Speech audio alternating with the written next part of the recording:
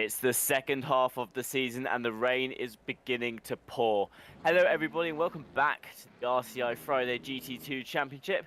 My name is Tim Peck, joined today in the booth by Stewie, who is both behind the cameras, providing some commentary today as well. Stewie, the rain is pouring, we're about to get into qualifying. I think the rain may be playing a key part in today's race.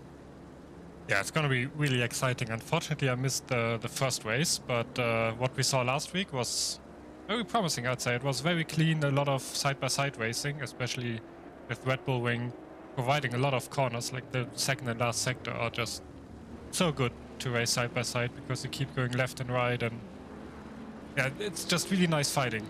So today, Misano, already a very difficult track in the dry. Today it's very wet, there's very bad visibility, already saw that in practice. It's going to be very interesting. Absolutely, of course. Today we're back at Misano for round 3 of the championship. It's the penultimate round, as next week we'll be going over to Monza for the final race of the season. It's Stewie. It's a hard track to tackle anyway in the dry. There's a lot of corners. It's a lot more technical than that of the Red Bull Ring where we were last week. So, like you said, the rain definitely is going to play a huge factor today. Two cars as well. If there's one thing that we've noticed from the first half of the season, that aerodynamically they're not quite as comfortable as be in the GT3 as well. So maybe a bit safe today. Some drivers may ride on caution when going through a couple of these corners.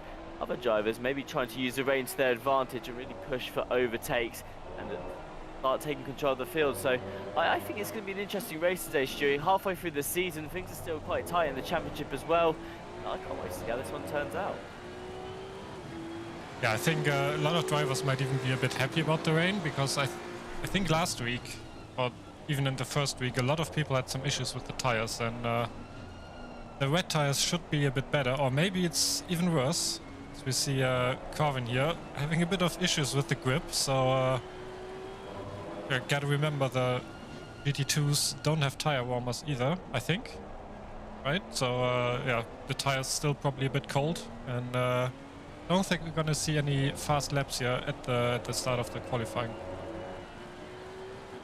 No, it's unlikely to see any fast laps, especially. I think you're right. I do believe that there is no tyre warmers on these GT2 cars either, so first couple of laps will be dedicated to trying to put some heat into them to get them to stick to the track a little bit better. You can already see just from the perspective of the 146 here of Corvin Mateus that they're struggling a little bit with grip through the corners. They're being ever so cautious as they navigate through this sector of the track.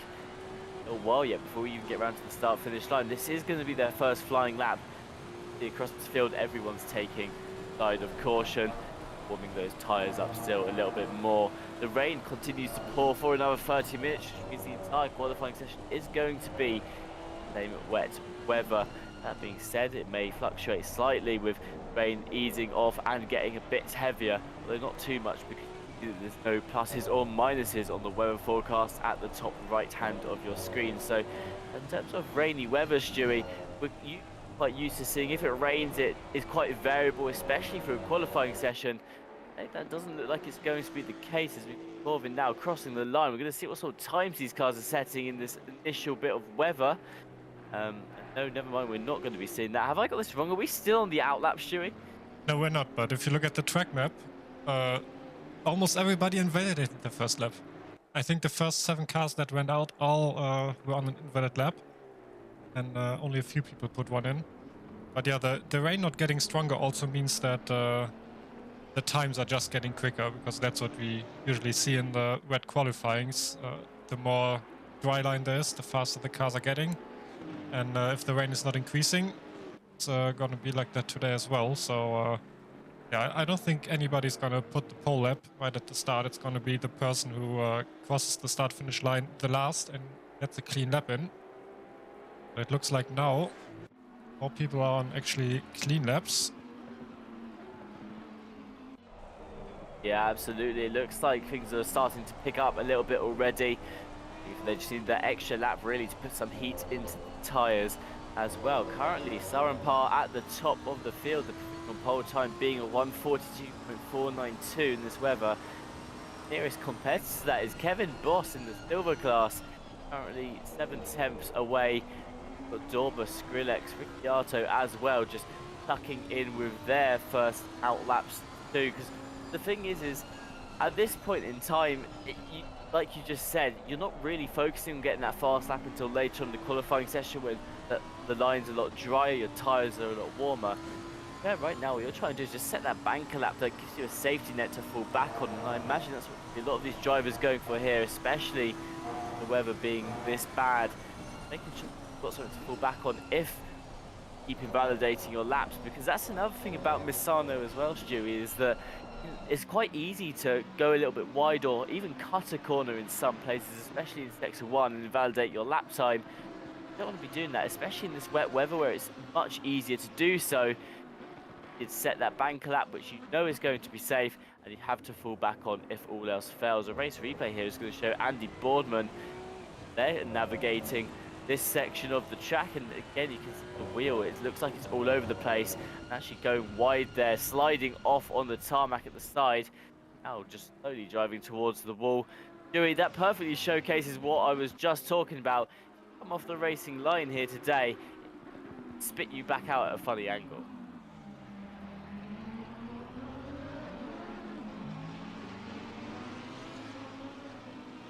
Lauren Parr continues to lead the qualifying session here today, improving their time though to a 1:41.920.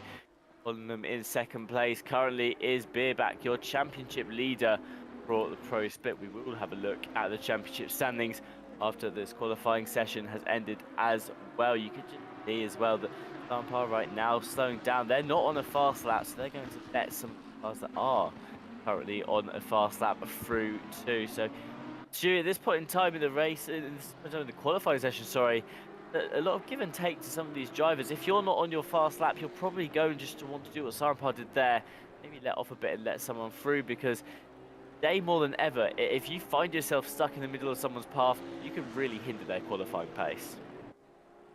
Yeah, and also because people need like 2 laps or something to even get the tires warm, as Dorba here drifts a bit through the first corner.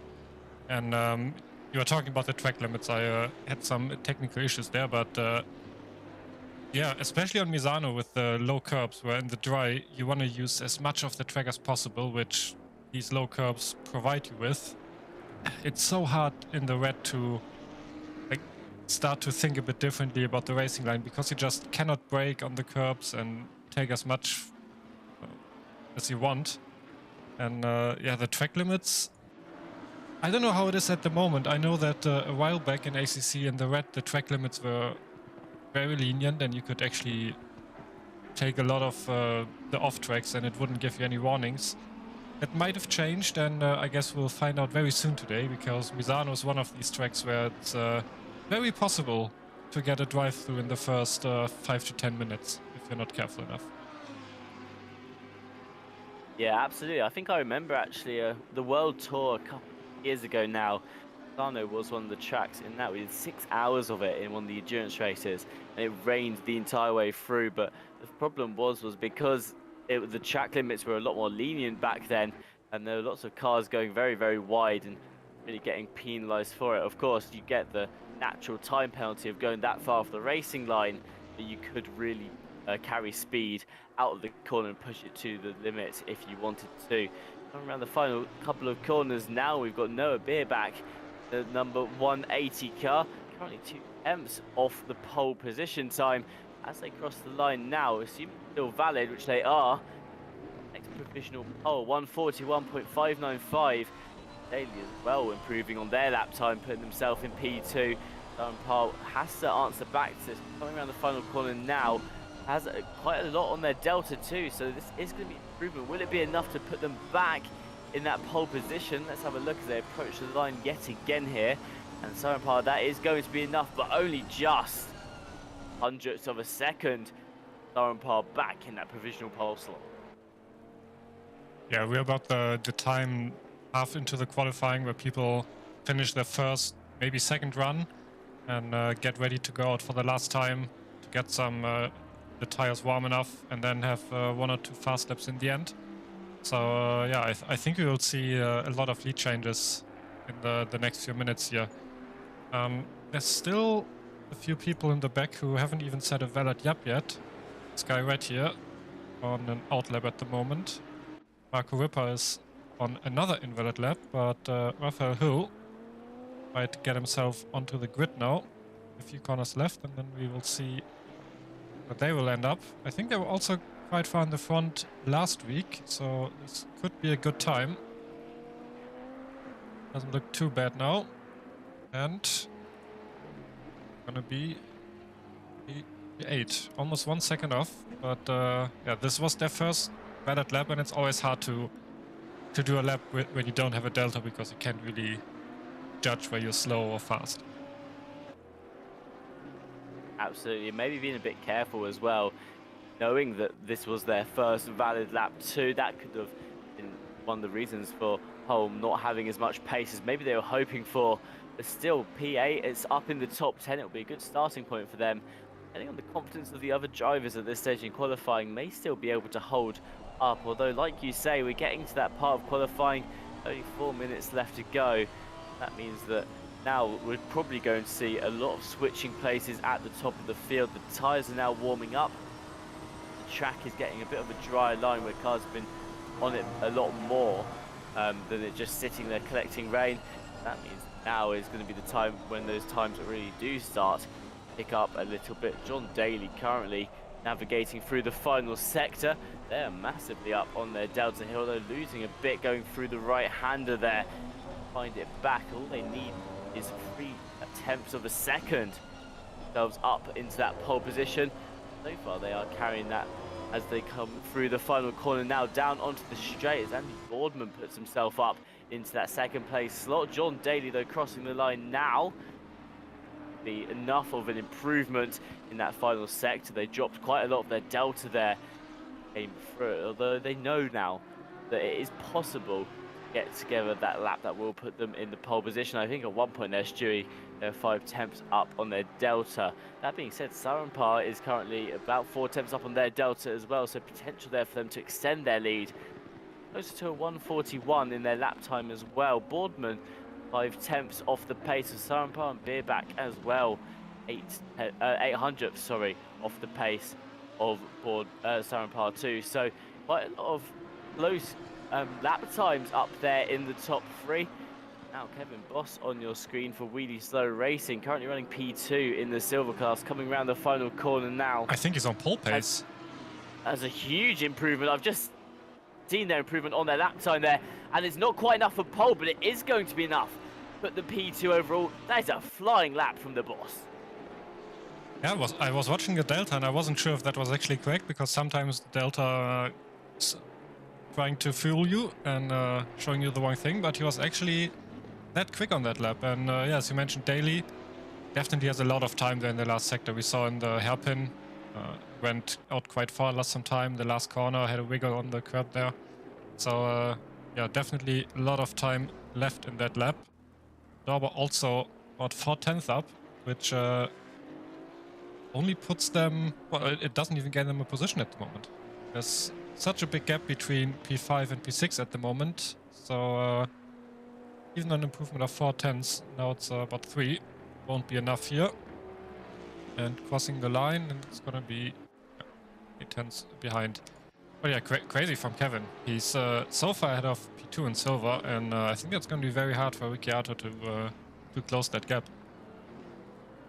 That is going to be an amazing lap for Kevin Boss there, able to put himself in P2 overall. And like you said, Ricciardo is going to struggle to have an answer to that, and it's a whole load of pro class cars in between the two silver fighters right now.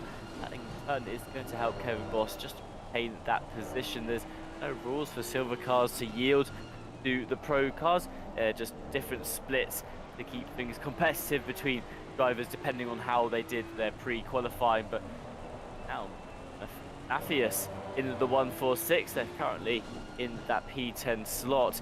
They're up on their time as well, an increase of about 8/10 in their delta, and it's only increasing as they go straight down towards the line. Now it's going to be enough to put them up into P6, so we're seeing improvements up and down the field. Get into the final part of this qualifying session. The clock has almost hit 0. So from now, any driver crossing the line, that is going to be their final lap in this qualifying session. The number 28 crossing the line now has an invalid lap time. That's not going to help them to improve at all. The 514 and the 750 about to cross the line, but we're looking at Andy Boardman, who is up on their Delta. They're currently sitting in P5. It's going to be enough to put them up onto that podium slot.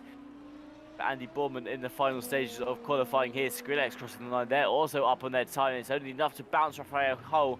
They will absolutely take that. An improvement of 1 place for Skrillex moves them up into P8. Ibiza Racer in the 808 now. One of the other drivers left to cross the line. They have a delta increase. Oh, they don't actually. They're actually now losing out on their delta. Crossing the line, just get themselves into that P14 position. Couple more cars left to cross the line, Stewie. I think that is going to be it for today's qualifying. Yes, Kevin here is about to do another absolute steamer of a lap. Yeah, no, Kevin had a really good spot there because he crossed the line with only 20 seconds left, but then the first sector must have been a bit unfortunate because they lost a lot of time there, and yeah, so they will definitely not improve. And I think this should be the last car. Is the 180 still on a valid lap? I think they might be. I think they are. Yeah, they're currently 1.5 tenths up. 1/10 up. That won't be enough unless they gain a lot of time in the last corner here. I think this will be final starting positions. Gaining a bit on the exit there, but very close. But yeah, not enough, unfortunately. There you have it. Those are going to be your results from qualifying today. Simon Parr for the second week running will line up on that pole position with purple sector times providing a 141.062 as the time set. Kevin Boss going to be in pole position for the silver class and second place overall with a 141.287 after an absolutely amazing second to last qualifying lap for them. The rest of the field includes Andy Boardman, Beerback, John Daly, Matthias Dorber, Skrillex, Rafael Hull and Ricciardo as well, slotting into that 10th place, second in the class for the 750. Very exciting. It's been a very exciting qualifying session there. Kevin Boss with the second place, I think, is going to be a talking point for today's race. The question is, approach the 1 hour race that we're about to get into. Rain continues to pour, Stewie. Can Kevin Boss keep it together? I think after that qualifying session, they're certainly making a case for their wet weather driving today.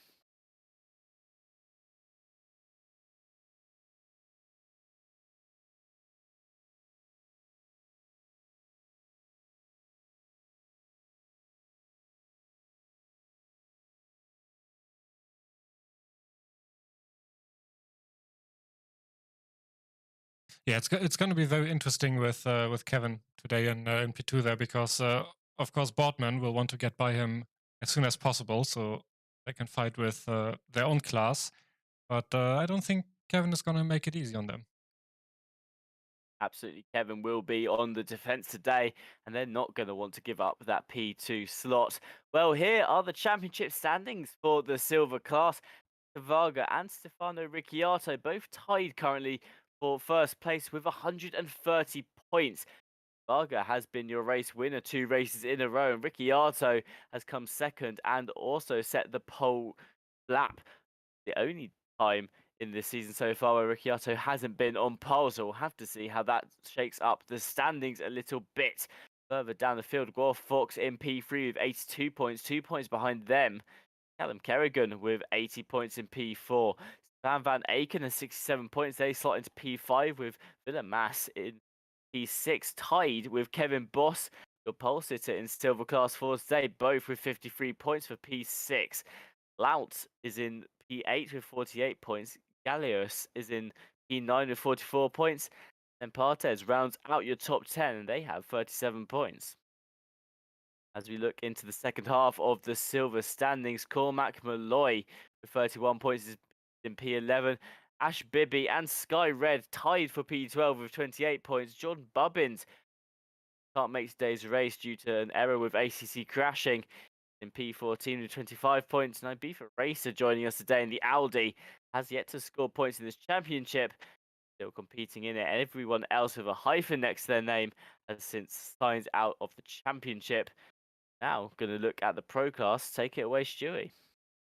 Bubbins actually wrote in chat that they fixed the issue and they are back for the race. Oh, brilliant. Welcome back, Bubbins.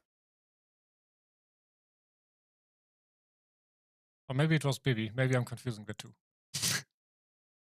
No, it was Bubbins. No, it was Bubbins. It was It was Bubbins. Bubbins, yeah. All right, in pro class, in P1, Noah Bierbach with 136 points and not too closely followed, 20 points between the two. In P2, Joe Dauber, and behind Andy Boardman. It's not too close between the first three positions in pro, but then the rest of the field very close together.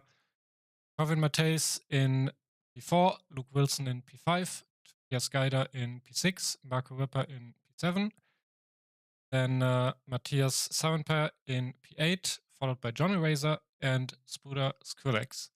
And yeah, as I mentioned, all these very close together, and every position counts for them to gain a spot in the championship standings.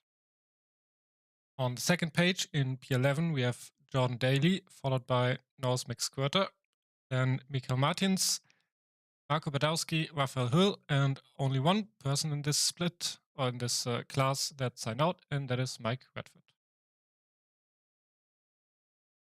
Well, those are how the standings are looking going into the race today. Round 3 of the GT2 Championship here at Misano. Rain continues to pour throughout the race, and from what we've seen on the forecast so far, it's going to continue to do so for the next 30 minutes. Unlikely to let off soon after that. On your screens now, you can see the cars lining themselves up on the grid. That's Sarenpar on the left-hand side of your screen for the Monkey Racing team. They're currently sitting on pole position, and just to the right, you can see the navy blue of Wheelie Slow Racing. Kevin Boss starting P2 today, all in their split as well. I think this is the first time I've ever seen it, Stewie, and probably one of the only times we've had it in RCI, where P1 and P2 are in separate classes from each other. I'm pretty sure it's not the only time, but yeah, it's definitely a very rare case. And I also like that the two green and yellow cars are directly behind each other. I'm pretty sure they're teammates. I think we saw them actually work together despite being on different laps last week. So going to be interesting to see what they will do now that they're actually racing each other. As we see the grid come through, and we can already see the spray here. And if you look into one of these cars, you can already see, even on the formation lap here, with cars being a bit further apart, it's going to be very hard to see for these drivers if they have the effects high enough. It's a bit better if you fiddle with the settings a bit, but yeah, it's always hard to see the lines and where cars are when it's close, especially on such a small track. Also, they're still going fairly slowly at the moment as they do their outlap, and you can see that at certain parts of the track, cars ahead of you completely disappear as well. So rain is going to be a pivotal point in today's race, a huge factor in the visibility as well. I've not said it yet, but a big warm welcome to all of you joining us today in the chat. A couple of you have already given your thoughts on how today's race is going to go, and wish luck to some of the drivers as well. We've talked about Bubbins, who was struggling a little bit. Their game kept crashing during the qualifying session. They've since managed to fix it and will be now competing in the race as well. Welcome to Ada Wolf and Dorber, who joined us in the chat to say good luck too. Or as well said evening, all right back at the beginning of the stream. We would also like to take a quick moment to thank our partners who have helped to make today's racing possible. We have AK Esports, Digital Motorsports, Driver 61, Go Setups, and Fanatec. We'll talk about a lot more later on in the stream. For more information, you can find them in the description of this video as well. And Stewie, the one thing I'm seeing in the background is a lot of cars currently diving and they're heavy on the brakes. Is this an attempt to warm up the brakes and in turn warm up the center of those tires just before the first lap of this race? Yeah, I'm not sure what's better. If it's better to do the normal brake dragging, where you just keep a constant speed and hold the brakes, so it's better to do the speeding up and braking again. But yeah, that's definitely what they're doing, trying to get some temperatures in these tires, because if you're starting on cold tires here, you're going to be losing a lot of positions at the start because you just cannot take the corners like everybody else does, and yeah, it's just very rough if your tires are a tiny bit colder than everybody else around you. Well, as we turn the final corner now, we're on to the start-finish straight for today's race. Darren Parr lining up on pole position. Kevin Boss just to the side of them, starting on pole in their class as well.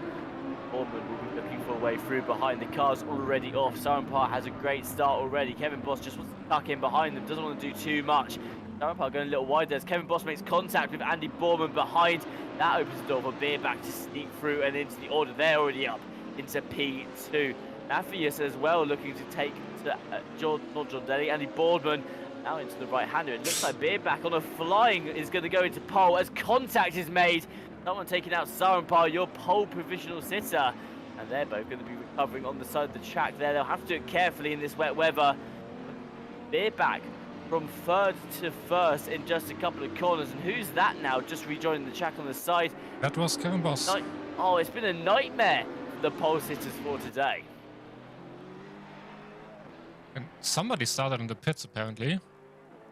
They didn't want any of the carnage at the start there as we go right back to the action here. We're gonna have to look at some replays after the first few laps are over because it was a blue Audi that just braked way too late into the double right-hander and seemed to have taken out quite a few people there. And I think John Daly started on P6, I think, if I remember correctly, and they're now in P3 already, so that just shows how many cars in the front that were affected by these crashes. And yeah, so P1 and P2 are both gone because now we see the two yellow and green cars together in P1 and P2. Fortunate start to the race for both Darren Parr and Kevin Boss, who gave themselves a huge qualifying session today. Nice big gap to Ricciardo from behind. Marco Ripper trying to navigate their way through the field, currently stuck behind four silver class cars. They really want to be fighting with the pros right now, but unfortunately for them, they're going to have to clear the field first. That being said, they might be quite comfortable where they are right now, as long as they can just build a bit of a gap for themselves. You see Kevin Boss there going for a move on Fox down the inside. They're already trying to climb back right up through the order. John Daly, after climbing from P6 up into P3, already looking to try and get up into that P2 slot as well. Mathias now holding that on the defence, but a bit of rubbing from both cars there as John Daly looks towards the outside of the left-hander here. Can Mathias hold on? They're going to have the advantage. They're not carrying quite as much speed as the Audi is right now, swinging to the outside, and that means that John Daly's going to try and now get alongside yet again as they're still neck and neck with each other. On that, John Daly in the 197 is going to tuck back behind the 146. They've decided the outside line is definitely not where they want to be, going through the right-hand corner there. I believe, thinking back to the start of the replay, now looking at the standings, that it might have been Andy Boardman in the light blue car there that took out Darren Parr. That's why we now see them. I'm not actually sure if Andy Boardman's still in this race. I think they may have retired the car, Stewie, but oh, they are. Oh, yes, they are P11. But either way, Andy Boardman started towards the top of the field, and they are the light blue car of the number 69 in that Maserati right now.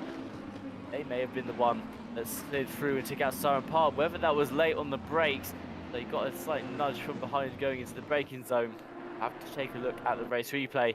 Either way, for those three drivers, Andy Boardman, Darren Parr and Kevin Boss, not an ideal start to the race. It's John Daly now going for yet another move, makes contact with Mathias, goes off the track. That's going to open for John Daly. No, it's not actually. Mathias able to rejoin ahead. I think it's fair enough in this case, Stewie, for them to hold on to that position. John Daly there knocking them off the track by accident. So Mathias will get to hold on to that. But either way, John Daly really feisty and wanting to fight through in the early stages of this race. Yeah, that was a really optimistic dive there. Luckily, nothing further happened, and I think we have some time to look at the incident. So this should be the one from the double right-hander. And you can see a lot of sliding there, and you are right, it was Boardman coming from way behind, taking Darren Parr out there, and Kevin Boss having to avoid that incident, already losing some time. And then this would be one corner later.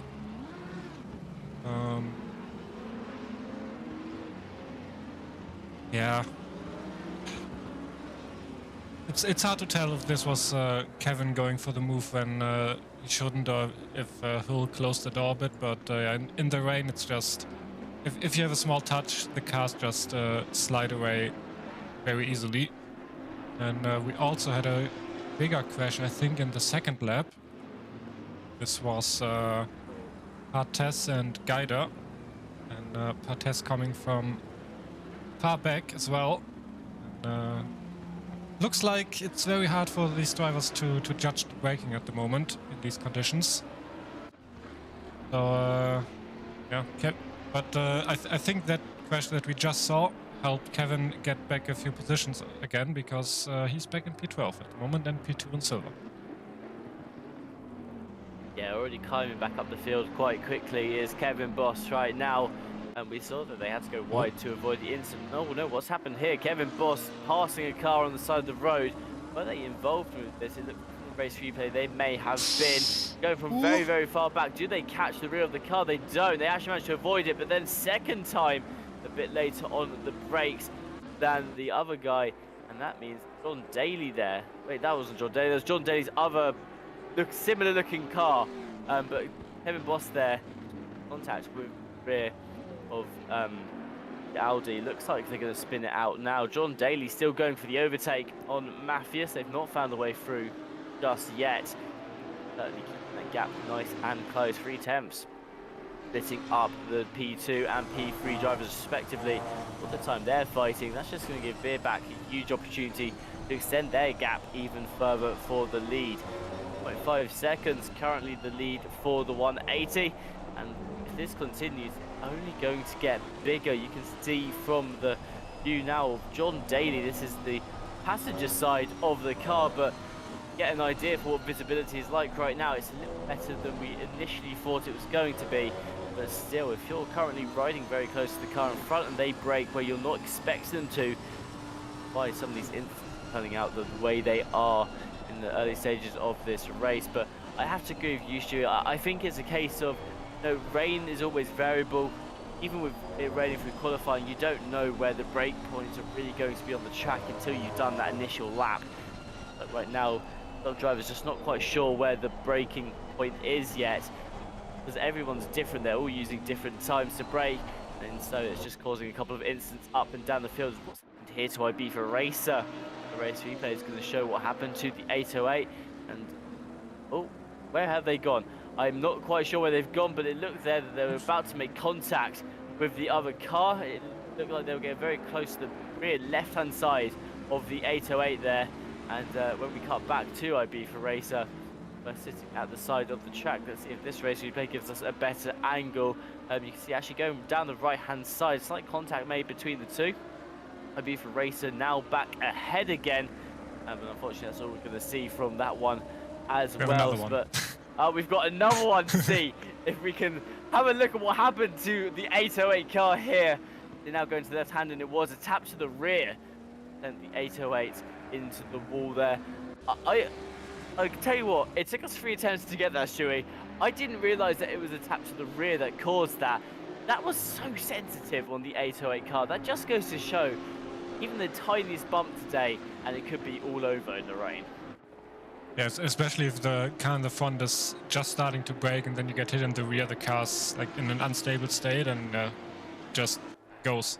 It was Mark Ripper, by the way, that Kevin had the contact with.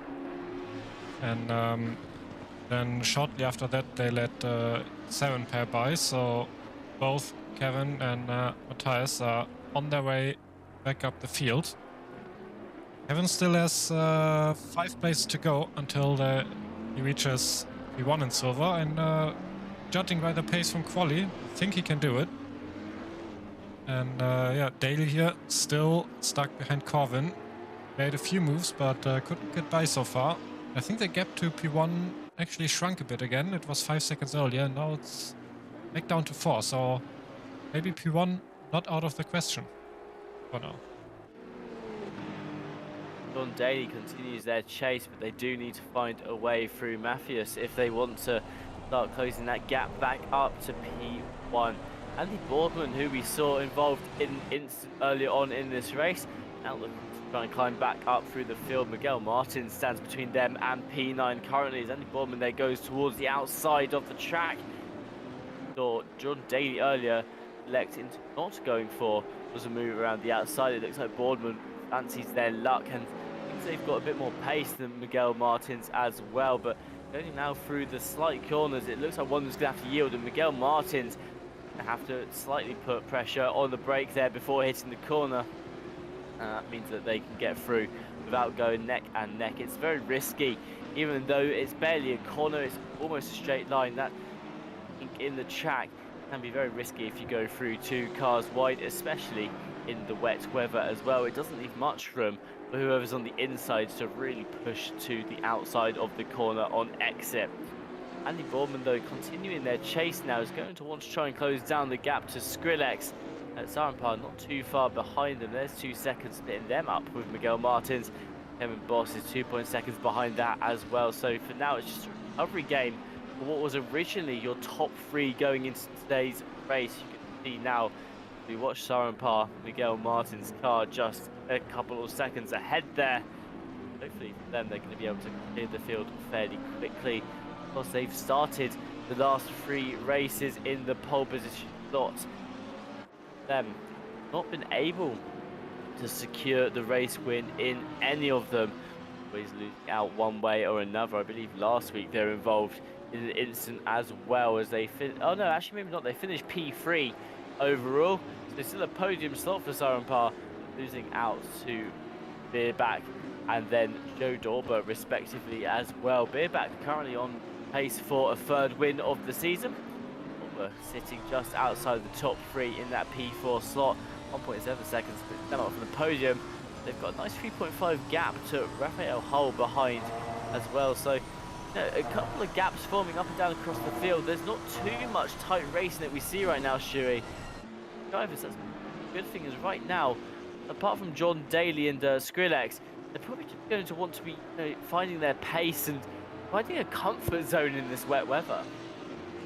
Yeah, especially in the wet, it's just very difficult to follow other cars very closely and not make any mistakes. It's easier to just stay back a tiny bit, so you have a better vision of the track, and then if the car makes a mistake, then you can go for the strike. And you're talking about Sarenpar and his pace in the qualifying, and actually at the moment they have the fastest lap, and well, it changed just now because Beerbach put one that is almost the same, but before that he had the fastest lap by almost a second. And since the rain is increasing a bit as they make a move on Martins here, but I don't think they can make it stick. Not yet, but I think it's just a matter of time until they make the pass. So yeah, Sarenpar clearly very fast, and it's so frustrating if you're in his shoes, because you know you're faster than everybody else, but you can't just expect them to move out of the way, so you still have to make the moves, and it's so hard in the wet to stay around the outside or make them stick, brake late enough but not too late, and yeah. But if he every position he gains, it's gonna be a good feeling. Absolutely, and like you said, that they may feel like they're faster than everyone else. That's not going to stop anyone else from defending, especially for drivers on the field right now in the Pro Class. They're currently fighting for points if they defend against Sarenpar, and that's just made easier in the rain. John Daly there, slightly too far onto the curb. You saw right wheels hitting the white and red, and that meant that when they broke there, the wheels not slowing down enough. They just shot off to the side of the track. They were able to recover. And that's a DT. Drive-through penalty though in the process, because that would have counted as a track cut as well for them. The ACC rules are a little bit more stricter now as well. They're going to hit another drive-through penalty. They've gone from fighting for second to falling down the field very, very quickly. Another place gain for Sarenpar and the rest of the recovery team. Andy Boardman's already gained back that position. They're up into P8. Sarenpar still looking at the back of Miguel Martins as well. Unable to find a way through there, but they're going to need to be careful not have a repeat of what's just happened to John Daly. Although it looks like Miguel Martin's overshooting the corner there slightly. Lack of grip causing them to go wide. Open the door for Sarenpar to now claim that 9th place that they have been searching for a while now. Kevin Boss also able to squeeze through ahead of John Daly. They managed to recover onto the track as well. A place gained for Boardman, Sarenpar and Kevin Boss. I'm going to start calling the recovery team. And Ibiza Racer here already pitting. I think they realized that the damage they received from hitting the wall earlier was a bit too much, but there's a pit window, and the pit window opened, I think, after they crossed the line. So I think they miscalculated that a tiny bit, unless I'm mistaken, but I'm fairly certain we heard the message pit window open after they were already in the pit. We'll see when they come out, and it is still a yellow number 1 next to the name, which means they will have to another pit stop, which would be very unfortunate for them. Having the crash, going in for the pits, and then still having to do another one. Boardman still fighting behind Skrillex, and something that is very good for Kevin is Ricciato's directly ahead of them. So if these three start to get into a three-way fight, they will lose a lot of time, and that is only helping Kevin. Yeah, absolutely. It's going to give Kevin the opportunity to catch back up again. Race replay here showing Miguel Martins. They fight. Oh, who was that? They just made contact with. That was Sarenpar. Slight contact between the two drivers on Miguel Martins' recovery there. I almost saw them go off a second time around, but it would still hold it together. Just has to catch the wheel at the side of the track there. Now you can see Andy Boardman has caught up to the back of Skrillex and Ricciato. Skrillex looking towards the inside of the corner, not going to go for a move on Ricciato, but Boardman fancies himself going for a move on Skrillex around the outside, picking up a bit of the curb on exit. That's going to slow the acceleration. That's not going to stop Boardman from still continuing this fight as Skrillex now ducks towards the outside. Slightly too late on the brakes though, and they're completely out of this freeway battle for now. That's Boardman gaining a place, having a lot of track presence in this fight, and they're now going to turn their attention to Ricciato ahead of them. We already talked about it being really good if these three continue this battle for Kevin. Be able to go close the gap between P1 in class. Currently 4 drivers splitting up to silver leaders. 750 of Ricciato, currently running P6 overall. Kevin Boss, P11 overall. But Andy Boardman back now, their passenger side camera, as they continue their pursuit of Ricciato here. They've been flying through the field, this number 69. Don't want to keep flying through the field as they cover these positions. As you can see, visibility is still very low. They've got to be a little bit cautious here, making sure that they're braking with plenty of time, because it's really hard to see those red brake lights through the rain. You can make them out, affecting them if they have to brake early for whatever reason, and be caught a little bit off guard there. As Andy Boardman getting a little bit of loss of grip there in the first couple of corners, able to recover though. Got very close to Ricciato, flying through the field.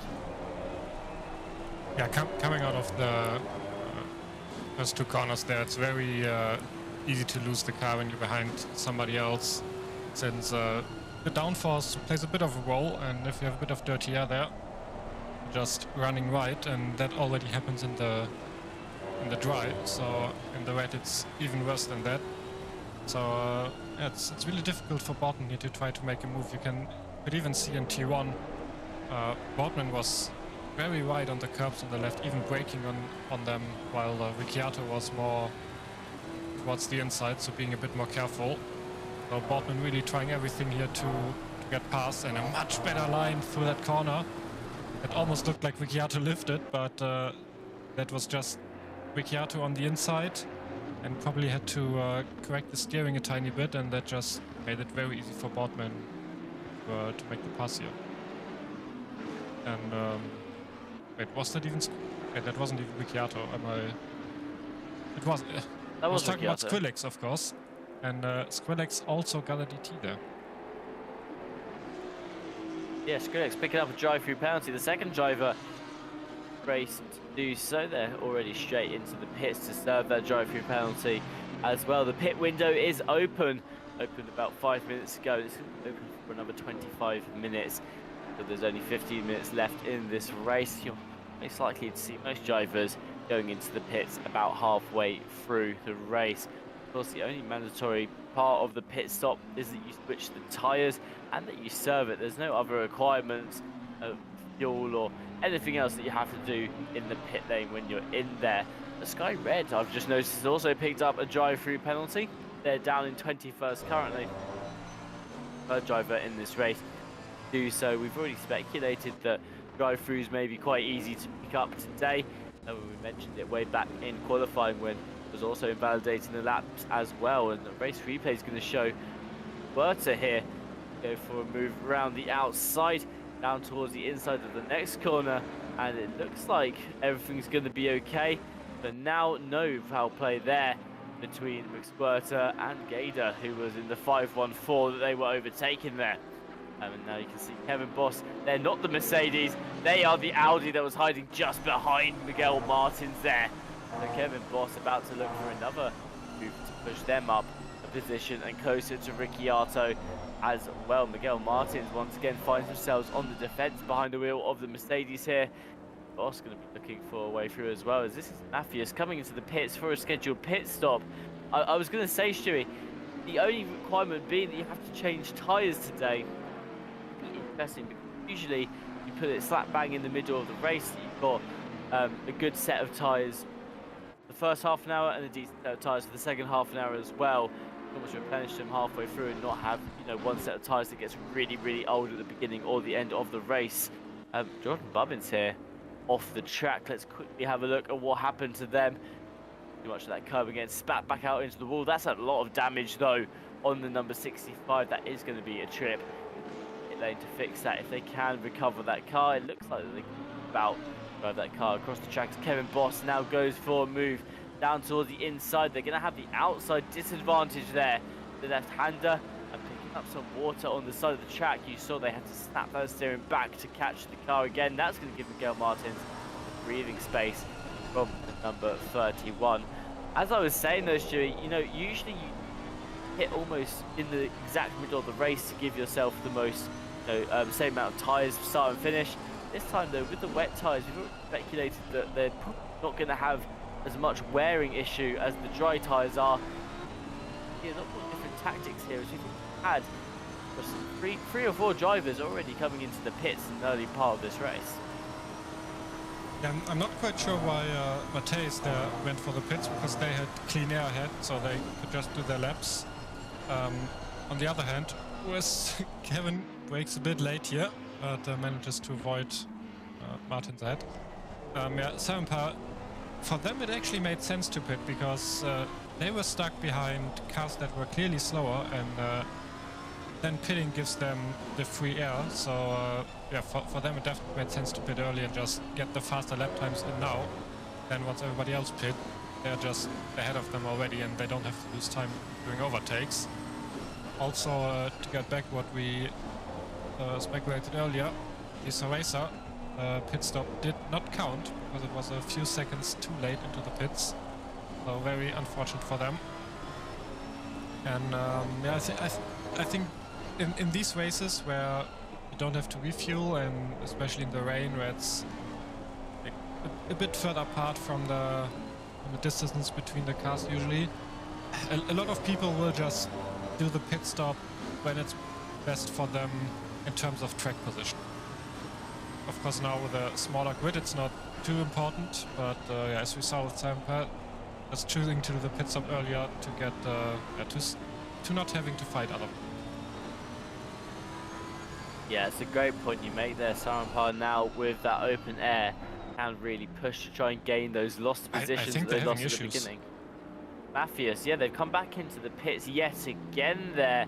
You already said that it was uncharacteristic for them to have to pit so early on when they had clean air ahead of them. And now you can see coming into the pits, they're stopping. We'll have to look to see if they are having issues that the car needs to retire, whether they're able to recover as well. They're back also into the pits, which I think is interesting based on what you were saying, Stewie, because they also had clean air ahead of them as well. The nearest driver would have been, I believe, a racer in the 808, but they were still quite a distance away on the track. It was a good, I'd say, 20 seconds or so between them and the 180 or Beerback. So, of course, their pitting is a little uncharacteristic at this stage of the race as well. Kevin Boss continues their pursuit on Miguel Martins, another driver that could maybe consider going into the pit lane. They wanted to try and clear this number 62 outside of the immediate battle if they wanted to pit and then just do it in clean air. Kevin Boss, though, electing to continue the pursuit wheel to wheel, which I mean, there might just be a choice if they want to battle. We'll have to see. As Callum Kerrigan here currently sitting off the track. There may have been some damage on the front of that Expo as well in the KTM. So let's have a look there. Oh, it was only very slight, the tap with the wall of number 28, but they did go again, catching water in the track, sliding the car round and then slightly tapping the wall before being able to recover. Back rejoining the track in not in P13, in P14 here. And that's been tucked in just behind Skrillex. And you can see the gap, only 1 second, splitting up the 180 and the 200 there.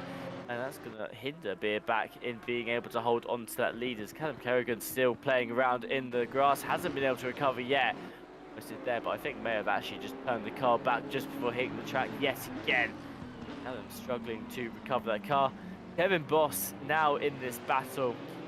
The Miguel Martins just ahead of them, and another car in the mix as well. It looks like the number 5, I want to say, of Bubbins. That's just ahead of them.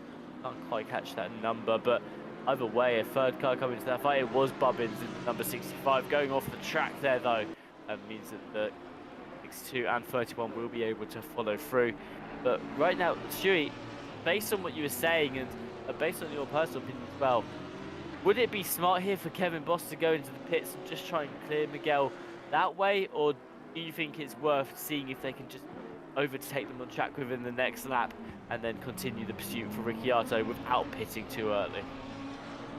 Absolutely. The moment Kevin saw how fast he's closing up to the car ahead and the pit window being open, he should have just gone into the pits to avoid losing the time right now, just like Sarenpa did.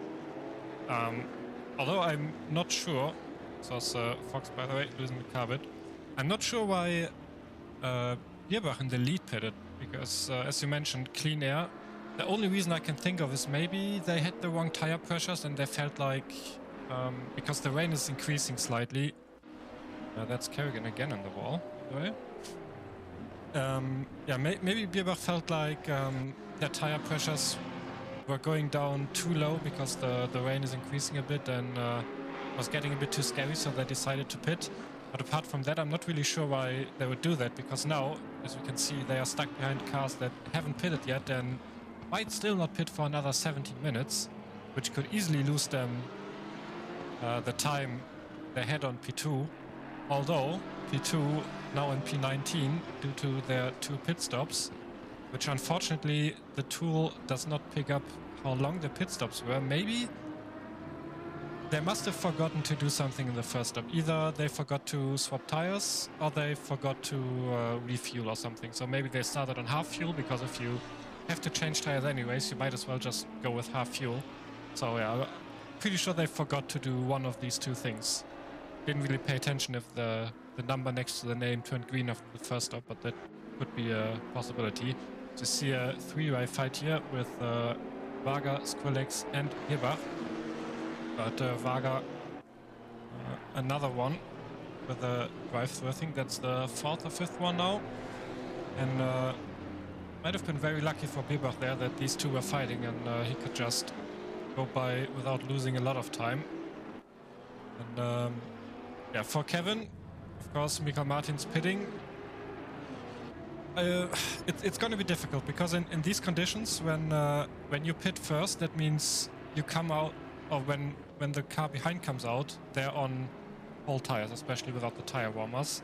And Mikael Martins might have the advantage coming up on them, but also Kevin might be fast enough to make some time up now. So I'm gonna have to look closely when Kevin comes into the box how they will end up. The pace is good enough, they might have made it around Martins. Yeah, absolutely. If Kevin continues at the pace they had in the earlier stages of this race, he'll be able to clear Miguel Martins here without too much trouble. Of course, Miguel now could be on a fresh set, well, will be on a fresh set of tyres, and they may be on the ideal tyre pressures, like you mentioned, as well, which could help them to get some pace back on Kevin Boss there. John Bubbins, again, struggling a little bit with the grip on the track. Going to go to the Oh, they side, parked it. and I think has now since retired from the race. So unfortunate end for Bubbins there, but Joe Dorber currently sitting in that pole position. They've yet to pit. See where they come out in relation to Beerback when they do. But yeah, I think it's interesting Beerback having to pit that early on.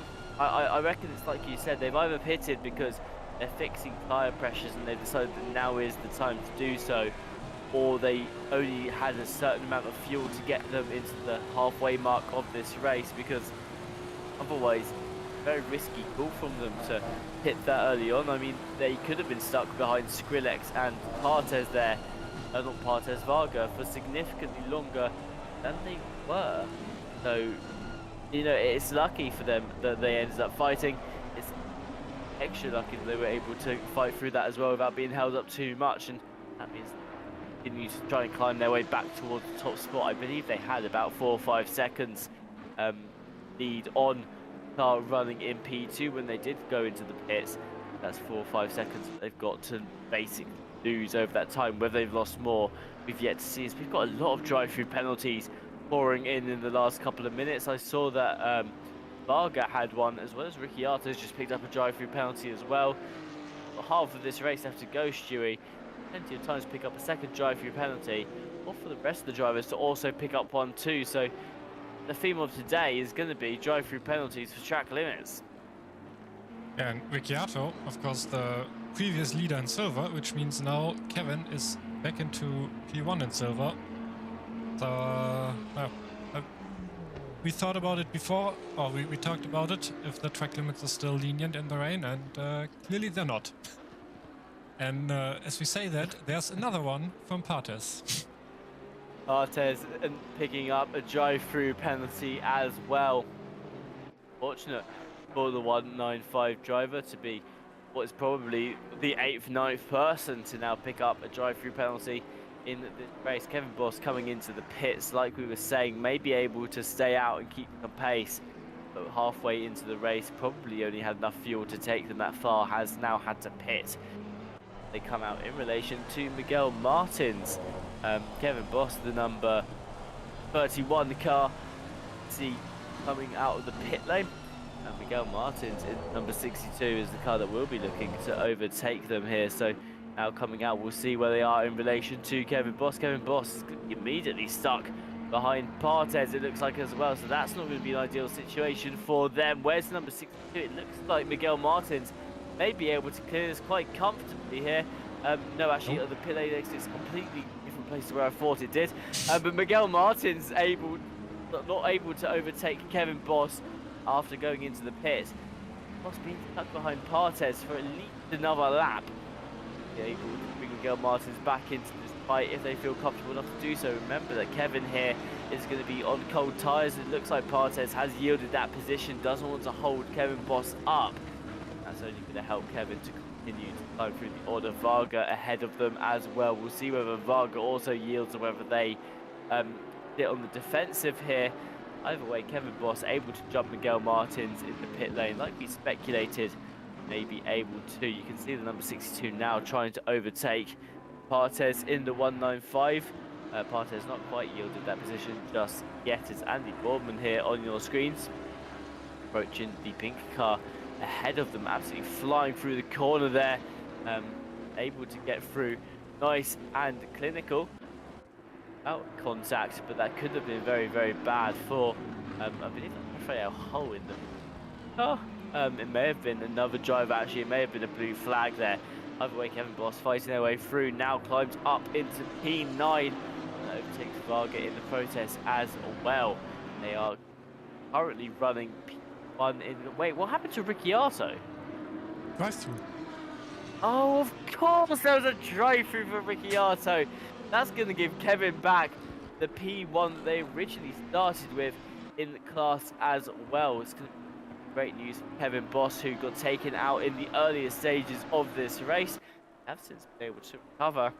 Now we'll be holding on to that P1 slot. Of course, it's not the overall P2 that they originally started with.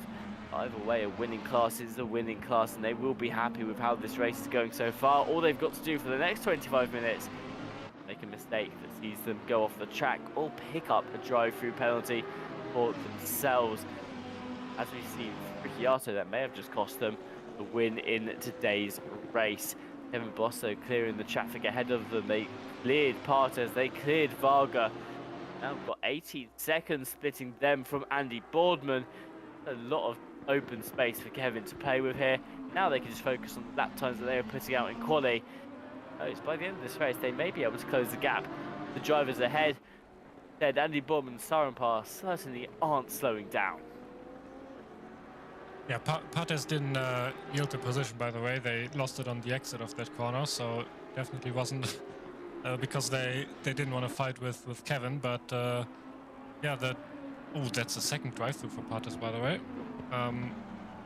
Yeah, Ricciardo got the drive-through that took a lot of pressure away from Kevin to having to gain more positions. Now it's just basically for the overall spot in the race, which he probably also wants to kind of get back up to where he started and taking away the cars that still have to pit. He's in P5 at the moment, so it's not too bad for him.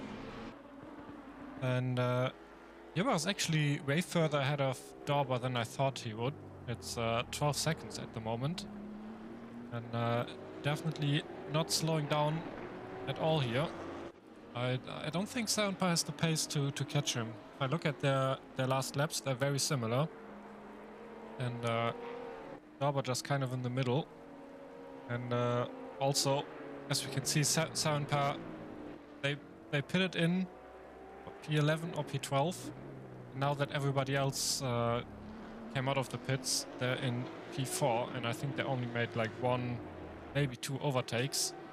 So there you can see the strategy working out just as planned. We have Daly. Daly going for the move on Kevin. Not sure if Kevin just made it easy for Daly there, but it looks like, I don't know, he lifted a bit and is now staying behind. Doesn't want to lose any time there fighting, because Ricciardo is not too far back actually. It's only about 15 seconds. Was it more? Might actually be more. We'll see in a bit when the game updates sector times, but it should be about 15 to 20 seconds. Yeah, 19. So Kevin definitely can't do any big mistakes here, and we saw before the pit stops how much time he lost with the fighting there behind his lower car. So definitely a smart move to just let Daly go. Yeah, absolutely. Kevin Boss right now just wants to hold on to that P1 that they're currently scoring in the silver class. They had an amazing qualifying session after being able to put it on P2 overall. Unfortunately for them, at the beginning of the race, when there was contact between Boardman and Sarenpar, caught up in it and had to go very, very wide, and then making further contacts later on. Saw Kevin Boss taken down the field. They've done a great recovery drive since, and the help of a drive-through penalty for Ricciardo now finds himself back up into P1 in class, P7 overall. But still, like you just said, they've got to be really careful with the battles that they pick and choose here. One small mistake could be closing that gap. One big mistake could be saying goodbye to that P1. Marco Ripper here going onto the inside curve, catching it maybe at the wrong angle there, and it sort of spat out the car funny. That's not what caused them to go into the wall. Instead, oh, it was a drive-through. I was going to say, they didn't look far enough onto the curb there for the brakes to not work and for them to just go slightly forward. So I was interested to know why they opted into not braking on the straight there, but drive-through penalty, unfortunately for them, sees them out of this race. Kevin Boss for the Wheelie Slow Racing team continues to extend their gap to Miguel Martins from behind. 2.5 seconds splits up to and number 31. We know that Kevin Boss was carrying more pace than Miguel Martins for the first half of this race. The thing is here, Stewie, is if Miguel does find that extra bit of pace and they do close up the gap, what do you do if you're Kevin Boss? Do you take that fight, or again, is it a case of you don't risk it and you just let them through, that Ricciardo doesn't get an advantage from you having a crash? I mean, it's hard to tell, and it looks like something that Kevin isn't going to have to worry too much about here, as that gap has now gone from 2.5 to 3.2 seconds just in the last sector. But either way, if you were Kevin here, no matter what fight you were taking, is it worth just avoiding conflict for the rest of this 20 minutes in the best interest of keeping that P1 in class? I think it would depend on how fast the car behind is closing up. Like if Kevin sees that Martins is closing up a second every lap, and I would probably just drive my lines, and if I see the car behind going for a move, I wouldn't try to defend it. I definitely wouldn't just leave the door open on purpose or like lift on the straight or something, but I wouldn't try to heavily defend it. It might be different in this case because Kevin was already stuck behind Martins, and these cases you always have that in the back of your mind, and you think, well, if they suddenly lose pace again, I might be stuck behind them again. So yeah, I think it would just be drive your race, don't try to defend very hard. If the car behind goes for a move, you just let it happen, but yeah, not laying over on the side of the road for sure. As we get to a quiet point in today's race, take this moment to talk a little bit more about our partners who have helped to make today possible.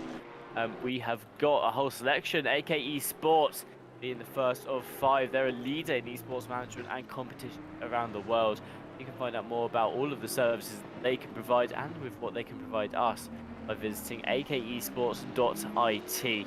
We also have Digital Motorsports, who are a top brand, and they are your one-stop shop for everything sim related. But go and visit their website today and try out their sim rig builder, where you can build your own sim rig from the ground up. And visit the link in the description. Whether you're actually in the market for a new sim rig or just want to see potentially have in the future, it's definitely worth giving a little bit of a go. Driver 61 is our third partner. They help sim racers fulfill their full potential out on track, providing one-to-one driver coaching and also driver courses over on their website. RCI viewers can get 25% off their driver coaching by using the discount code, which is found in the description of the video below. With that, Go Setups provide expertly made ACC setups for all skill levels. They are built by some of the fastest professional esports drivers and sim racing engineers from around the world. Visit the link in the description to browse their premium setup shop today. Setup that is comfortable just about anybody, no matter what it is you're hoping to achieve. And then last but certainly not least, we have Fanatec, who don't need any introduction. They provide high-end sim racing gear of all sorts, from load cell pedals to direct drive wheel bases. You can use the RCI affiliate link when making a purchase. Thank you very much for doing so. It all helps us out with server costs and other things like that. And with that, a big thank you to all of our partners. You can find out more about each of them in the links in the description of the video below.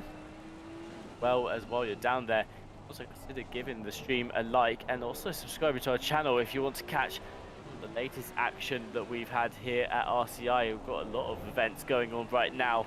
Go and visit our website, racerci.com/championships, for details on all the events that we are running at the moment. We've built something for everyone right now, and a couple of new championships starting up as well. We've got the Monday Champ, which will be starting back up, the Night Owl, which is starting tomorrow. Our first race is on the 17th, which is tomorrow.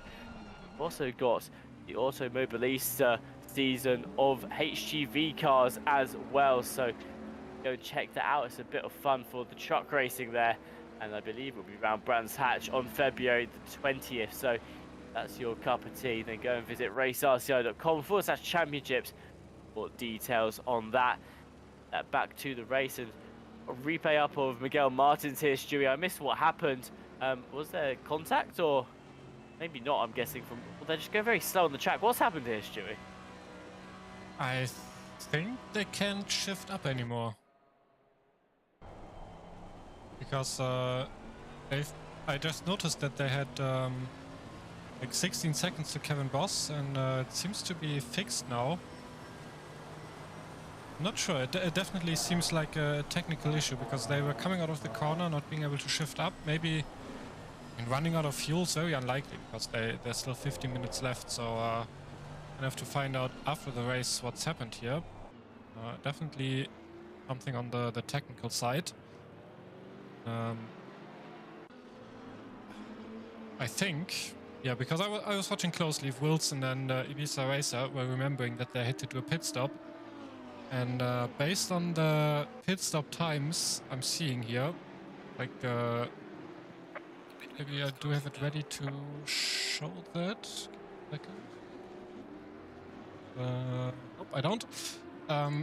Almost everybody is in the 120s for the pit stops. And the last stop from Ibiza Racer was only 58 seconds, which means they only refueled but didn't take tires, which means the second stop they did also did not count for the required pit stop because the pit stop requires a tire change. So yeah, unfortunately the first stop they did too early, the second stop didn't fulfill all the requirements. And Michael Martins here still seems to go very slow, and not sure what's happening there. It's very peculiar.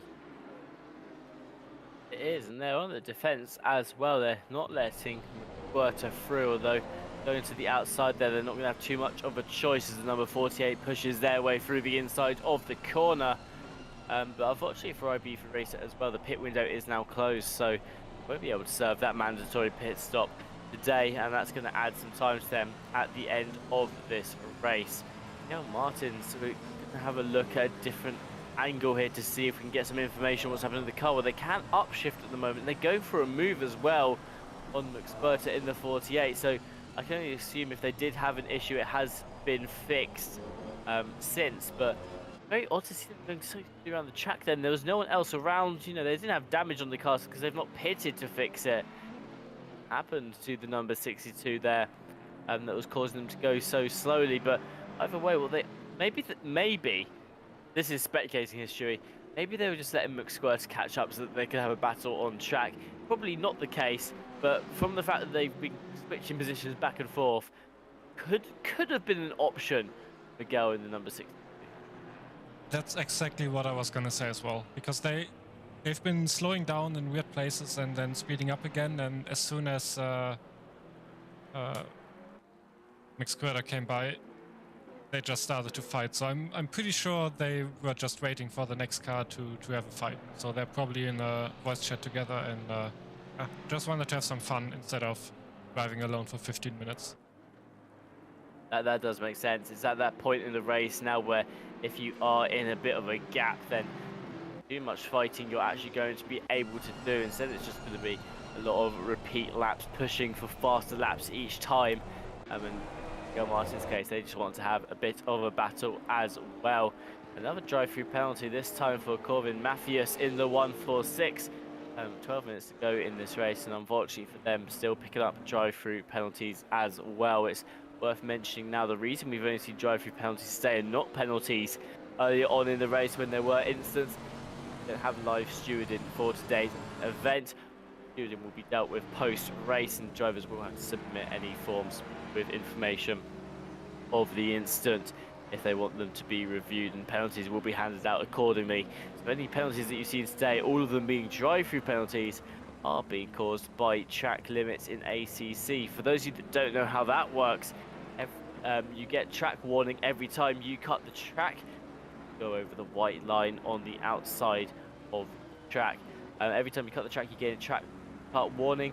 After 3 of them, on your final one, and then once you've got your 4th, that's a drive-through penalty, as third person has now entered this battle with McSquirter and Miguel Martins. Skrillex now on the back of this fight as well, so what was a 2-way fight has now become a 3-way, and it looks like Skrillex here continue to sort of play the fight with them, I guess, has also probably had a slightly quieter second half of this race.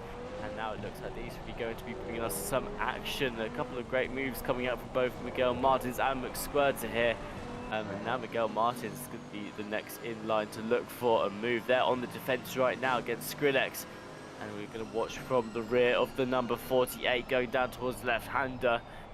Far away from each other to really go for a move here, but Miguel Martins closing the gap slightly on the exit there. Have an opportunity presenting themselves, but Dewey, I think that is what it is. Like we were speculating, I think they must have slowed down to open the door for battles here. You could see it last lap on the straight. I don't know who of them was in front, but the car in front lifted a bit so they could change positions again. And then before the last corner, the car had made a mistake. Car behind didn't go for a move, just lifted and braked. So yeah, they're definitely just doing this to have some fun here, which is that's where the fun ends, I guess. Understandable, because it's a bit annoying to just race alone for the entire time when you could have a fight with somebody. Because here it can win a bit bad. Let's have a replay of that, and I think it's just Martin's just. Actually, I think Max Squirter is on 3 warnings and was afraid of the drive-through, hence they almost stopped there off the track, and Martin's also running right, just not expecting that, and running into the back of them. Here we can see the dirty air again, by the way, and also Martin's slowing down heavily on the outside of the tracks there. So I think, even though it's only 9 minutes left, there's still the chance to see a few more drive-thrus here.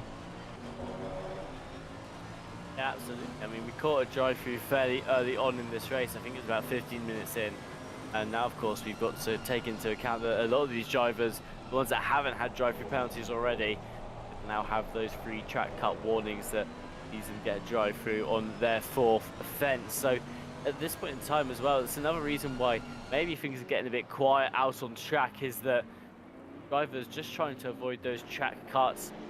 They're going to be focusing on pace, but without cutting the track as well, and not a lot of fights really to get involved with at this point in time as well. Although Gore Fox now on the back of Varga. So Gore Fox have an instant earlier on in the race. They picked up some damage on the car, and now Varga as well has had a drive-through penalty, which sees them all the way back here in 15th when they were up in the top 10 at one point as well. But a battle going on between those two. Partez, I think, way too far back to get involved in that fight, as well as Miguel Martins and Max Squirter continue to exchange places here. Miguel Martins down the inside of the left-hander, and they're going to find their way back up into that P10. Max Squirter, I think it's interesting, this back and forth fighting, Stewie, because you've got to be careful, and this would be my fear the whole time this was happening if I was battling with a friend, is that, like we saw when Squirter went off the track and had to hit the brakes, you know, if you accidentally have an accident, that's going to be quite bad for both of you. Of course, at this point, they probably don't mind too much about the points that they're getting.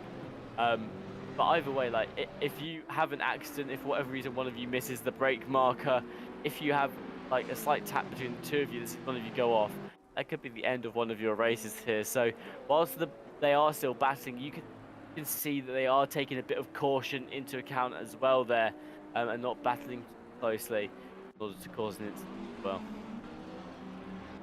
I think we will see a battle for P2 here in the end, because Matthias is catching Dorber by about half a second every lap for the last few laps, and we still have laps. Is that four laps, I think? 3 or 4 laps.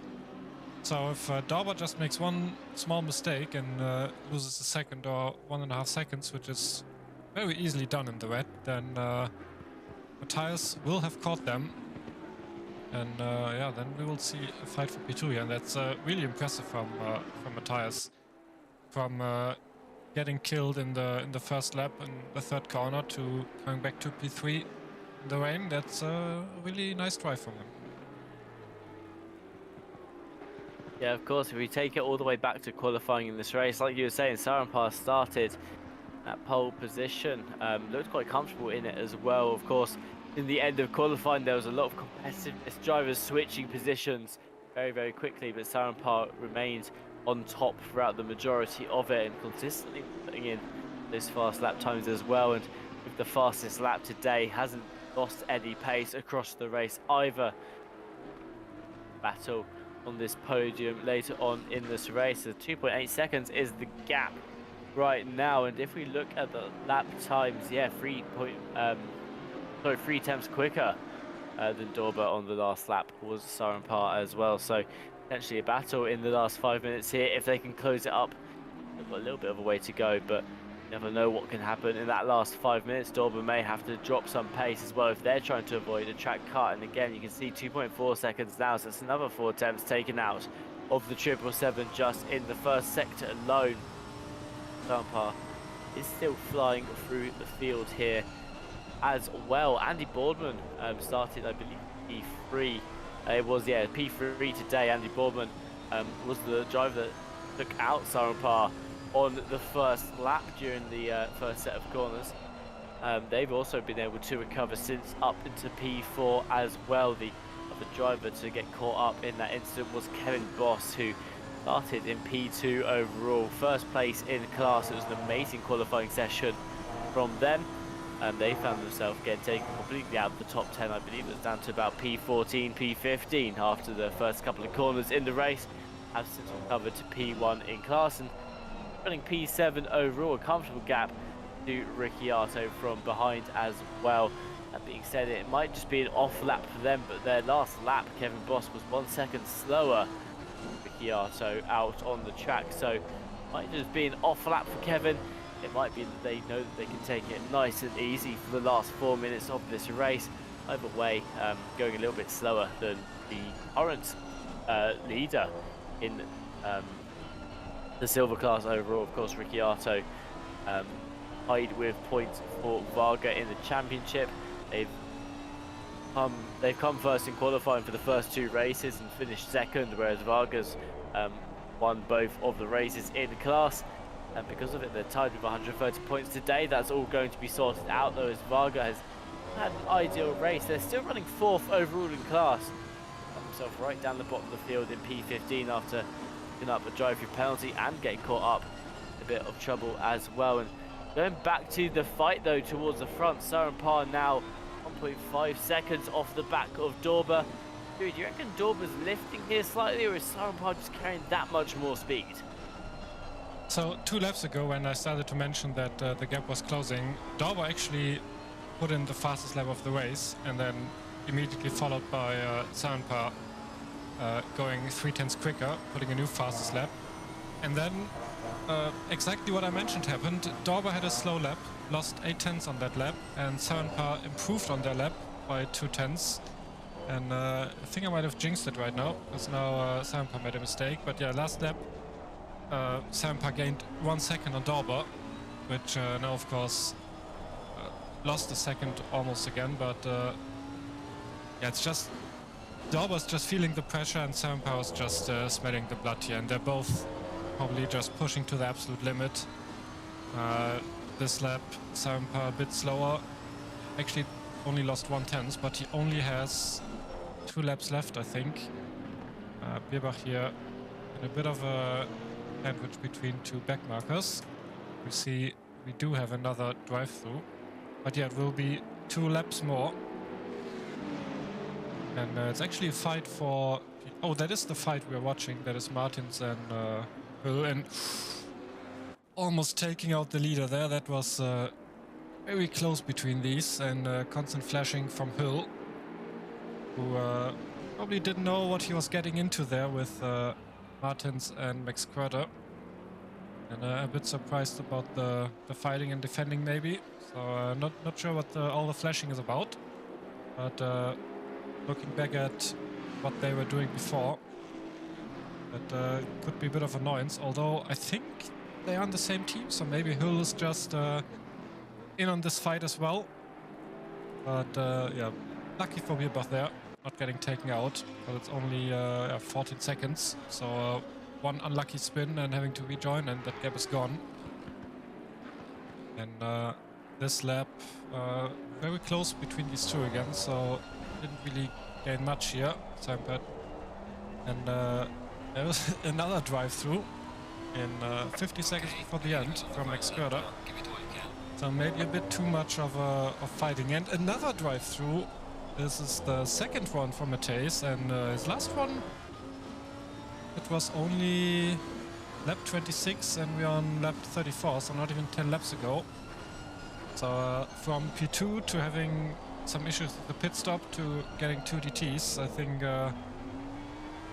excluding the drivers that retired from the race after the first drive-through, they definitely had one of the worst races today. And it's 1.3 seconds. I don't think Sampa can make it in the last lap here. It's just a tiny bit too much, unless of course Dorber makes a bigger mistake.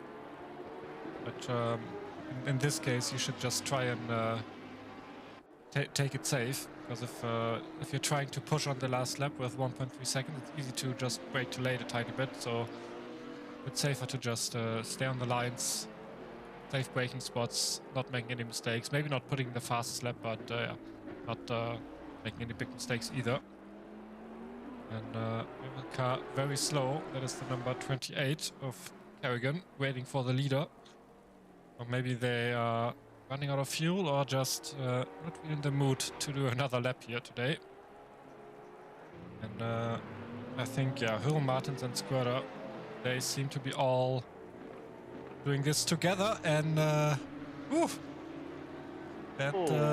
was the thing you foreshadowed earlier with them driving so close. But here we have the winner, Norbierbach. Amazing drive, didn't make any mistakes, and yeah, finished the race in P1 here. Dorber coming in with a great drive as well. Didn't lose too much time to P1, coming in P2, and Sarenpa with an amazing comeback, coming in P3 here. Yeah, a great race win there from Beerbach. Was very aggressive in the first couple of corners and actually gained those positions before the incident occurred with Sarenpa and Boardman. So able to make a couple of overtakes in the first sector of the lap. A great fight from them, and then a great victory as well. Continuing to put out fast laps to secure their victory, and fastest lap overall there in the end too. Kevin Boss about to cross the line. They will be securing the win in the silver class. They started P2 overall. They started on pole position in class, and now they're finally going to cross the line and end a race that has been a bit bittersweet for them almost. After getting slowed down and taken out in the early stages of this race, able to recover back up to P1 in class, P7 overall, and Ricciardo for the first race of the season, for the third race of the season, finishing in P2, but that will be enough to extend their gap to Varga in the championship from behind. Silver class leader overall is Ricciardo. P2 finish today. Brilliant race from all those on the field. A couple of plus 30 seconds there on your screen. Should correct me if I'm wrong. That is for not serving drive-through penalties and or not doing the mandatory pit stop. That is correct, yeah. The 30 seconds are for the not serving DT, and Racer, the drive-through... Actually, they don't have a drive-through. They should have some kind of penalty for not serving the pit stops. But plus, okay, it's probably because they left the race, so it didn't get applied to the results, but usually you get a drive-through or SG30 in time penalties applied if you don't serve the required pit stop, yeah. Well, there you have it on your screens now, the final results from today's race. Beerbach with a great victory. Dorber in second place has just actually come into the chat to say that some of those drive-throughs are ridiculous. They had 25 minutes on free warning, so that's why we saw them being quite cautious in the last stages of this race today. And then Sarenpa started on pole and managed to recover after being taken out all the way back up onto that final podium spot. They will be your top three for today. Silver class, you've got Kevin Boss with a great race victory. Ricciardo in P2 for the third week in a row. Van Aken rounding out your podium in silver class in the 4-2-1, 12th place overall for them as well. It's been a great race that we've had today. lots of wet weather, which has caused interesting change in the way these drivers have been driving these cars. The first 2 rounds of the season, of course, were in complete dry weather, and then Misano today was in the wets as well. So throwing a bit of curveball to keep drivers on their toes. And next week for round 4, the final round of this championship, heading over to Monza for the final race of the season. Make sure you hit the bell icon on the video and the channel to make sure you're notified when we go live next week. Of course, if you've not had your racing fix yet for the week and you are craving more action over here at RCI, plenty of other championships for you to watch and or get involved in as well. Tomorrow, Night Owl Season 17 will be starting up with Cormac as your broadcaster, Ted and Jesse Lee taking you through the comms. Also got the Monday Championship starting back up soon as well, the 4th of March. John Dalton, Ash Bibby will be bringing you the GT4s and TCX cars for that as well. Wednesday Champ has since finished, but we will be looking to put that on the website soon, so do keep your eyes peeled for that. But iRacing Thursdays will be coming back. Oh no, actually we're skipping a week on that as well. February 29th, the iRacing Thursdays will be coming back. Jesse Lees and Dan taking you that race. Sarah Stanton may be joining as well with Ash Bibby behind the broadcast. And of course, we'll be back next week for the final race of the season. The Friday GT2 Champ brought to you by me. Austin will be back behind the comms. Dewey will be yet again on the cameras over at Monza. You definitely don't want to miss that race out. But again, another thank you to our partners who have helped to make today possible: AK Esports, Digital Motorsports, Driver 61, Go Setups, and Fanatec. Talk more about what they did in the middle of today's video. You can also find out more about them in the description. We've got links for all, and you can check out their websites as well as using the 25% off code for your driver coaching over at driver61.com as well. And don't forget, if you are going to make a purchase from Fanatec, please do help out RCI by using our affiliate link as well. And as for that, we're almost time to wrap up for today. Just a couple of things that I have been told to mention by our Lord and Saviour Jesse Lees, which was, of course, the Automobilista 2 truck racing on the 20th of February over at Brands Hatch. There for that, if you want to get involved, head over to racerci.com/championships. You can also sign up for the Monday Championship, the Saturday Night Owl starting tomorrow, and the Sebring 2 hours and 40 minutes, which is on March the 9th as well. So if that's of interest to you, make sure you sign up to that as well. We do have splits for all skill levels. We welcome new people to the championships as well. Big thank you for those of you who have joined us today in the chat. Enjoyed the video, make sure you subscribe, hit the bell icon to know whenever we go live. Liking the video as well. And we saw a couple of you coming in the last couple of seconds talking about your race. Skrillex and Dorba mentioning about the warnings being a huge problem today too. And Beerback coming back to say back-to-back win for me. Oh, they are correct in saying that. 3 back-to-back wins. First 3 rounds of this championship for Noah Beerback. And they make it a full house at the end of the season. Monza next week. Just before we go though, we do have actually a race interview with the pole sitter for Silver Class and your race winner for Silver Class as well. Kevin Boss joining us today in the booth for an interview. Kevin, first of all, can I just say, what a lap you had in qualifying. That completely caught us off guard, but was absolutely amazing. It caught me off guard. Like when I saw P2 there, I had no idea what the hell I'd just done. I think I did have a lot of pace here today, but I think also sitting behind Tarenpa really helped me out there, who eventually got pole. You know, picking his lines, being able to keep up with him mostly. But yeah, all in all together, that was an insane lap. I also had no idea what I'd just done.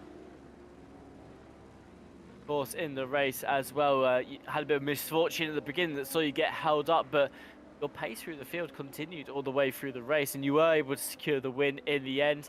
And was there any points in time where maybe you were like feeling like it was a bit hard to catch up, or as soon as it happened, did you feel, okay, I've definitely got the pace to recover here? I knew I had the pace because of qualifying, because I think even without following Sarenpa, I think I probably would have been able to get silver pole, but just not being P2 overall. But yeah, it was difficult after slightly tapping. I think it was Rafael Yule in, I can't even remember what turn it was on lap 1. Got spun around, was way at the back, and I knew, yeah, it was going to be a very tough day for me. Especially getting through the field where I was like, lads, I got back to you within half a lap. Just please let me through. But of course, it's all up to them to either allow me or fight me, and they definitely fought me.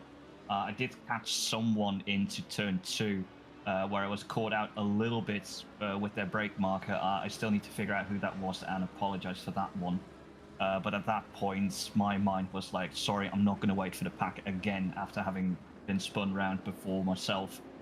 But yeah, it was definitely tough still, because even before I went into the pit stop, Ricciardo still had either my pace or slightly faster, and I was actually surprised to see him, what must it have been, like 20-odd seconds behind me after the pit cycle, so that helps out a lot as well to keep the second stint a bit more calm. Yeah, of course, a lot of drivers today had issues with drive-through penalties, Ricciardo actually being one of them. Well, you saw them so far back after the pit stop. Any problems today with track limits, or did you manage to keep it fairly on the track, or were you on the border by the end of the race? I was on the edge. It was 2 of them were mine, purely my fault. One of them actually was, I first got told, what you call it, no time gained, and then I still got the track limit. So yeah, I was a bit surprised by that one. But yeah, luckily I didn't get the drive-through. Well, again, a great race for you, and a big well done to you as well. It was certainly very fun to watch you, especially in that qualifying session as well. We were very excited to see it when you hit P2. Just before we let you go, any shout-outs you want to do, anything you want to mention while you're on stream? Yeah, I do want to thank Callum Kerrigan and Wolf Fox for being in the voice chat with me. They, after the misfortune, they kept me sane, pushed me on as well. Yeah, that was very nice of them to be there with me. And yeah, big thanks to them for today's race. Again, well done. And will you be joining us for Monza next week? I'll be there for Monza. I don't know whether I can duplicate what I did today, because I think it was just a combination of track, car, and weather that all just came together. But yeah, we'll see how it goes next week. Brilliant. Well, good luck to you next week, and well done again for today. That was Kevin Boss, who just joined us in the booth for an interview. I believe got another interview as well, who I think is Noah Beerback.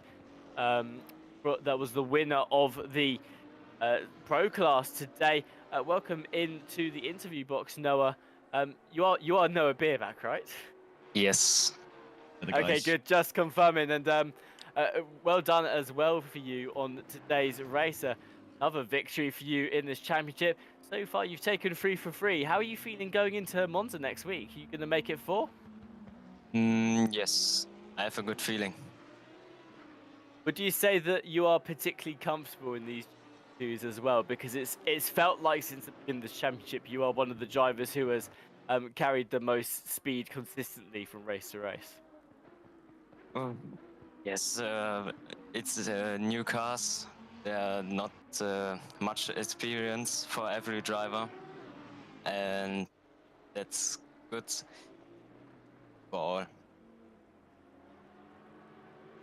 And again, I was actually talking to Kevin about this just now.